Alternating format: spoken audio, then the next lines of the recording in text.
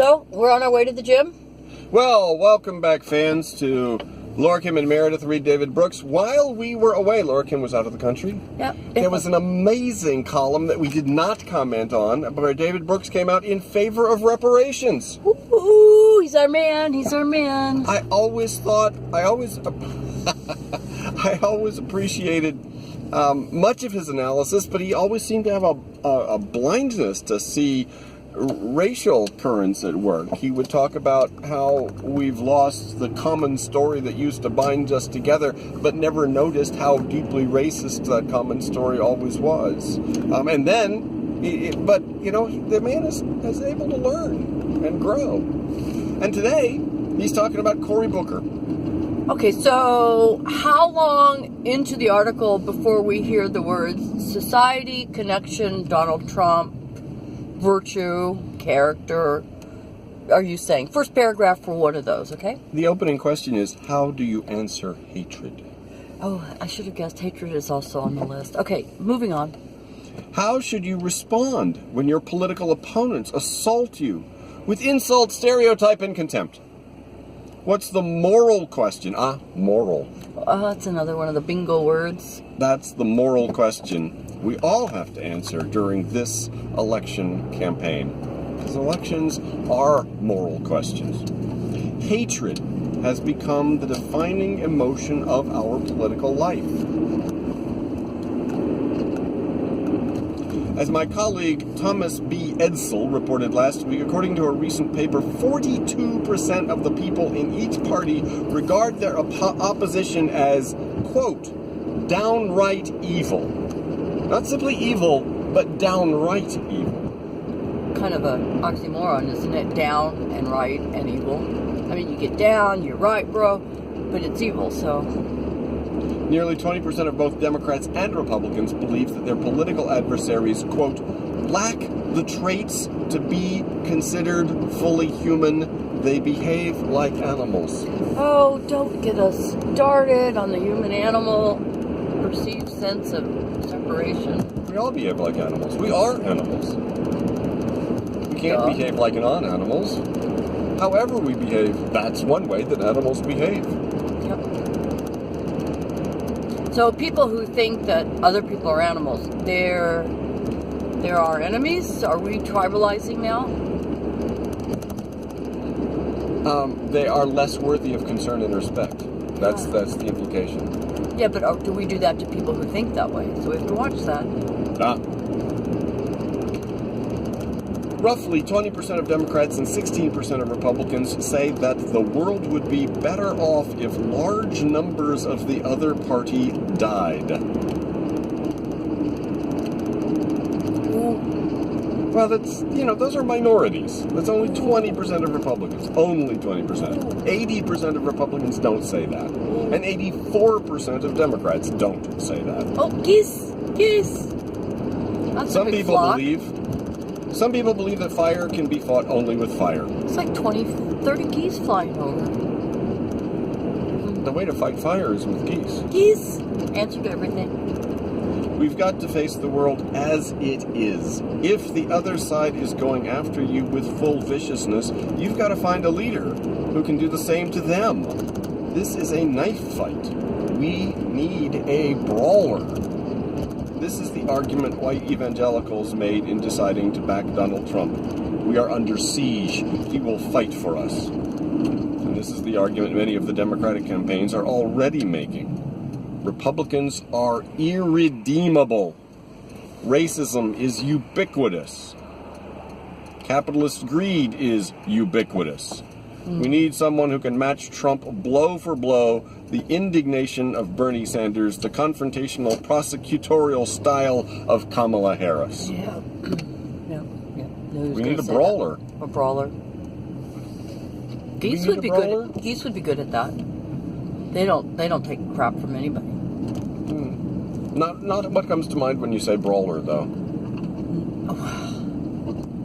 Have you walked across geese protecting a ranch recently? I did that in Guatemala last month, and ooh, dog, you gotta watch yourself around geese. Other people are in the as they go low, we go high camp. People in this group argue that if you meet fire with fire, all you will do is unleash an inferno that will destroy everything you care about. If you descend to hatred, you'll turn yourself into a mirror image of what you detest. That's one of the things my dad used to say.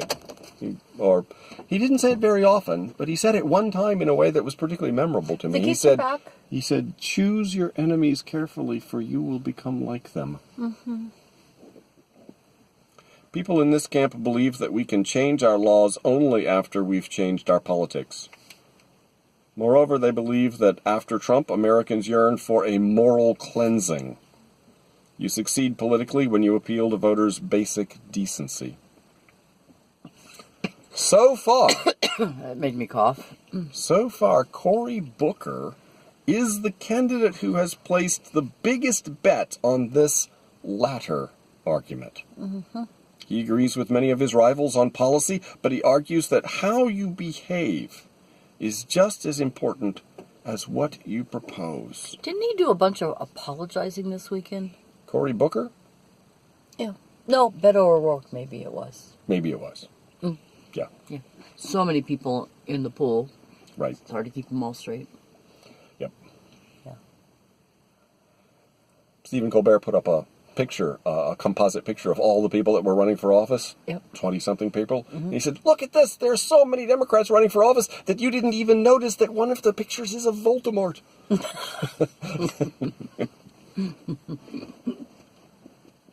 Three emotions run through Booker's campaign.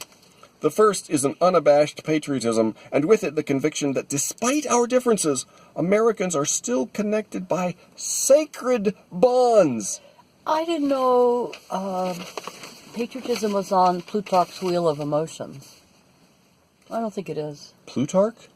Yeah, it's the up-and-coming chart that we're using in nonviolent communication. It's very pretty. Plutarch's Wheel of Emotions? I think I'm saying that right. I thought that was the ancient Greek guy that wrote biographies. The name maybe didn't die, you know? Okay. It's a scientist. It's not referring back to some Greek. Anyway, the bonds that connect us are sacred bonds. Quote, patriotism is love of country, and you cannot love your country unless you love your fellow countrymen and women, he told an Iowa audience last month. Republican or Democrat, we are brothers and sisters under the skin. Under the skin? Well, and that is always the toughest thing about our politics.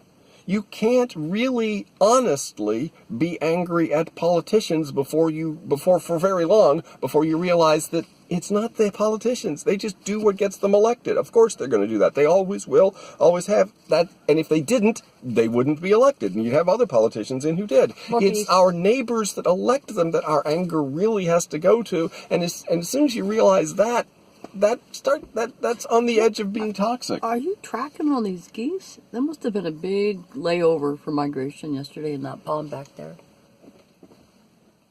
They're going to a brawl. They're going up north to a brawl. Yeah? Yep. My turf, my tundra. If they run into Kamala Harris, though, they've met their match. They've met their match. So you have to really like humanity, and that's hard.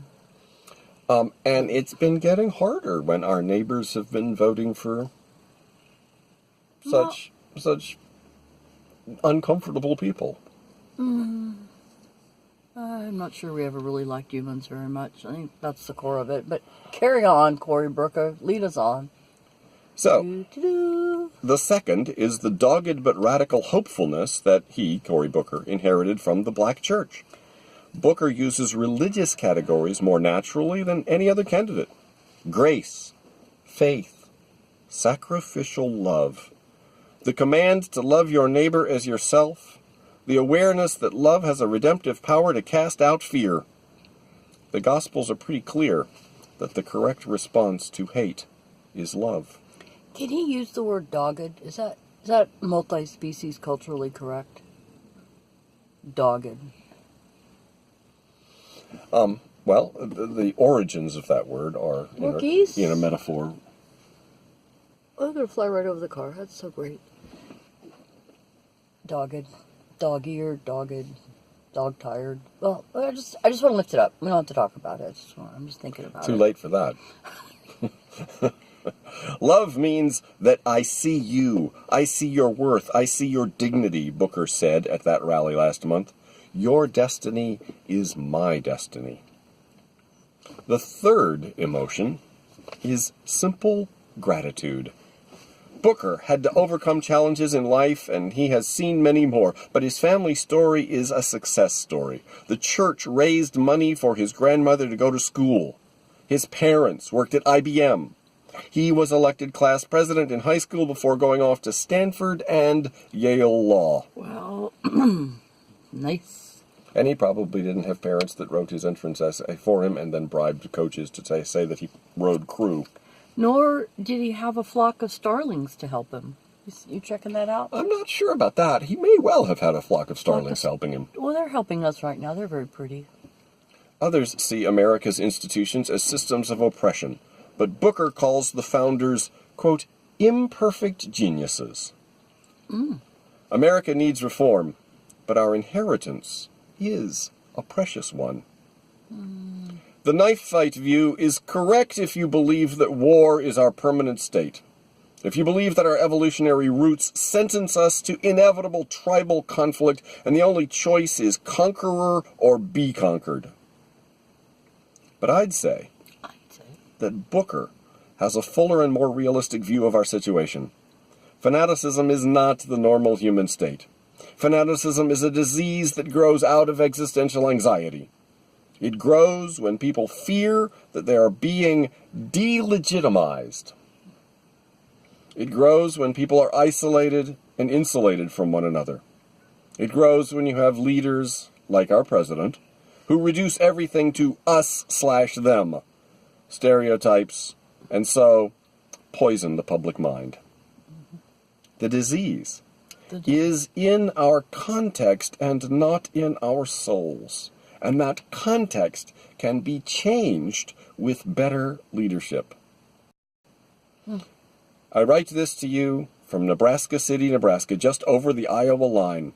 I just had lunch with 15 locals, many probably Trump supporters, and some probably not, but it didn't come up. The idea that any of these good people are, quote, downright evil because of some political affiliation is ridiculous. Ridiculous. And a sign of how deranged our discourse has become. When you're in the midst of everyday life, the idea that you can deal with one group or another only through condemnation and attack is absurd. You don't build a better society by turning yourself into a rotten human being.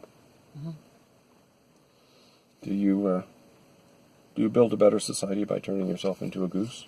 Well, I feel like I was a little hard on the goose, but I'm just, domination is wired into all of us. Like I was trying to point out that the starlings were, wow, they're introduced species, they compete, a lot of people call them trash birds, and then I've been watching a flock of juncos over there. They haven't gone north yet for the winter. So, who's more worthy, the juncos?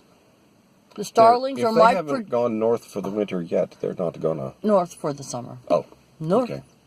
to Alaska. They haven't gone yet. And so we want to call the starlings bad or the geese bullies, Do the geese bully the starlings? I don't think so. We shouldn't even use the word bully. So we should quit demonizing people as well as all life forms. That's my point. So is David going to vote for him? Cory Booker? Well, he didn't say how he was going to vote. No. But he had nothing but positive things to say about candidate Booker. And what do you say? Well, I have long liked him. Ever since I heard him on Being with Krista Tippett. I was like, this guy is onto something. He's onto something. He knows how to talk and how to think. Does he stand a chance? I hope so. Is he New Jersey? Who is he? Where is he? He was the mayor of Newark for a long time, and then he got elected as as a New Jersey senator. So he is a senator from New Jersey now. Okay. Well, but he first came to attention nationally for amazing things that he was doing in Newark as a just incredibly hardworking mayor. Hard-working mayor. He was dogged. He was taking calls about potholes and then going out to the neighborhoods to make sure they got fixed. So, take home, other than Personality Review by David Brooke, what are you taking home with about humanity or multi-species living? What are you going home with today? What are you going to the gym with? What are you going to be treadmilling about, reflecting back on David Brooke? Well, one of the things is that it's easy to think that Trump supporters just can't be very bright, can't be very good people, until you're at a lunch counter in Nebraska with about 15 of probably them, and then you see the concerns of their lives are pretty much what the concerns of anybody's life is. Somehow you can lead a fairly normal and decent life without having a clue about what narcissism and sociopathy are, or how to recognize those traits, or how much damage they do. Because for most of human history, we did live ordinary lives without understanding or having a clue about what narcissism, sociopathy are, and what damage they do to human relationships. And it was the norm in so many families. Yeah. And cultures and communities. So it's sort of like, well, that's just what we, asked his point, that's just what we have to do. We just have to do that. So, you want to know what I'm taking with me? What's your takeaway? Other than just really amazed at the number of geese flying over today. I believe that if more people hung out with a flock of geese, they wouldn't be killing them, trying to make sure that they're not in their parks pooping too much, or doing all the nefarious things that geese do. Mostly poop. Talk about poop. Well, humans really poop, but we're not talking about getting rid of humans because of the bacterial overload in the environment. Well, some people are talking about getting rid of humans. So I just think we need to do face-to-face, face-to-beak, face-to-fin. We just need to spend time with the other, and we can see that there are no demons.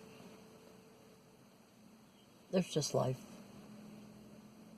And we gotta love it as courageously and fiercely as we can. You think that'll preach? Yeah. So where does the hate come from? Nurture, nature, biology, culture, context, da-da-da. Yeah, but a lot of that context was face-to-face contact. I didn't say that there wasn't any paradox involved. Good thing. But I'll say it now. And we should really go on to the gym. Okay. Can we do this up? We're done. Okay, bye. Bye.